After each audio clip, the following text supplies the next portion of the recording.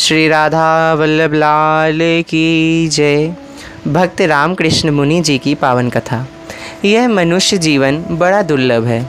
इसकी प्राप्ति संसार का सुख भोगने के लिए नहीं, भगवान को प्राप्त करके संसार बंधन से मुक्त हो जाने के लिए ही हुई है। वे लोग बड़े सौभाग्यशाली हैं जो भगवान के लिए लौकिक सुखों पर लात मारकर कठिन से कठिन तपस्या में प्रवृत्त हो जाते हैं। प्राचीन काल में विप्रवर रामकृष्ण मुनि ऐसे ही महात्मा थे।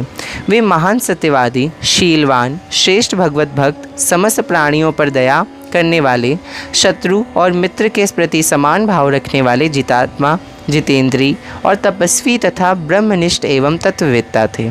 एक दिन भगवान के सच्चिदानंदमय सगुण साकार विग्रह का दर्शन करने के लिए वे वेंकटाचल के मनोरम शिखर पर गए और एक सरोवर के तट पर तपस्या करने लगे।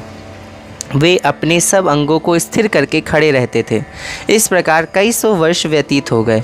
उनका शरीर पर वाल्मीक बाम्बी की मिट्टी जम गई, जिससे उनके सब अंग आच्छादित हो गए। तो भी महामुनि रामकृष्ण तपस्या से विचलित नहीं हुए। देवराज इंद्र को उनकी तपस्या से भय हो गया। ये वे नहीं जानते थे कि वीतराग महात्मा की दृष्टि में स्वर्ग के समस्त भोग सूकर विष्टा से भी गए बीते हैं। उन्होंने अपने स्वभाव के अनुसार महर्षि को तपस्या से विचलित करने के लिए घोर प्रयत्न किया। मेघों को भेजकर उनके ऊपर बड़े वेग से मूसलधार वृष्टि करवाई। लगातार 7 दिनों तक वर्षा होती रही। फिर भी मुनि ने अपने नेत्र बंद करके वर्षा के दुस्सह कष्ट को सहन किया। तत्पश्चात बड़ी भारी गड़गड़ाहट के साथ बिजली ठीक वाल्मीकि के ऊपर गिरी। वाल्मीकि ढह गया, परंतु मुनि पर आँच नहीं आई। रामकृष्ण ने आँख खोलकर देखा तो सामने शंख चक्र गदाधारी भगवान विष्णु विराजमान हैं। वे गरुड़ पर आरूढ़ थे। गले में मनोहर वनमाला उनकी शोभा बढ़ा रही थी। उनका त्रिभुवन मोहन रूप देखकर रामकृष्ण मुनि कृतार्थ हो गए। उनकी आंखें एकटक होकर भगवान की रूप सुधा का पान करने लगीं। भगवान ने मुनि के कानों में अमृत उड़ेलते हुए मधुर वचनों से कहा, रामकृष्ण, तुम वेद शास्त्रों के पारंगत विद्वान और तपस्या की निधि हो। तुम्हारे इस दुष्कर तप से मैं बहुत संतुष्ट हूँ। आज मेरे प्रादुर्भाव का दिन है। सूर्य मकर राशि पर विराजमान है। महातिथि पूर्णिमा का भी योग आ पहुँचा है। साथ ही पुष्य नक्षत्र का भी सुयोग आ गया है।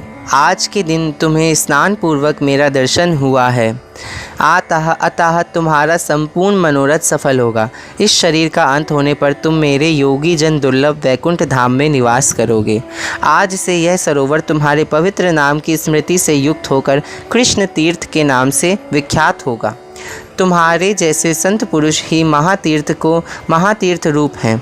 उनके संपर्क से ही तीर्थों में तीर्थत्व प्रकट होता है।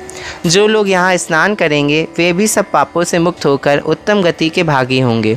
यूँ कहकर भगवान अंतर्ध्यान हो गए। आज भी वह महातीर्थ मुनिवर रामकृष्ण के भक्ति भाव का पवित्र संस्मरण कराता हुआ वेंकटागिरी की शोभा बढ़ाता रहता है। श्री राधा वल्लभ लाल की जय।